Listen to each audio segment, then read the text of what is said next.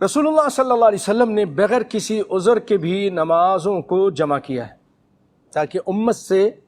مشکل اور حرج کو دور کر دیں۔ سیدنا ابن عباس رضی اللہ تعالیٰ عنہ سے روایت ہے کہ جمع رسول اللہ صلی اللہ علیہ وسلم بین الظہر والعصر وبین المغرب والعشاء بالمدینة من غیر خوف ولا مطر وفی روایت من غیر خوف ولا سفر۔ نہ تو خوف تھا، نہ تو بارش تھی، نہ ہی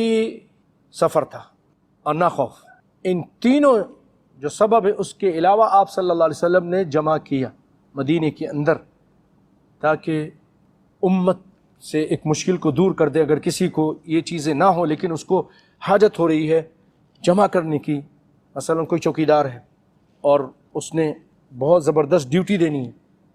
آگے جو ہے نا ایک لمحے کا بھی اس کو ٹائم نہیں ملے گا، تو علماء اس کو پھر اجازت دے دیتے اسی سے کہ آپ نے بغیر سبب کے،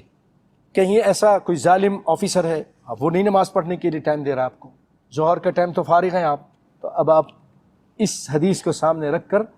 آپ اپنی ظہر عصر، ایسے بھی ہیں ظالم ہیں، مدیر ہے وہ نہیں نماز پڑھنے دے رہا، اس سے امت سے حرج کو دور کرنے کے لیے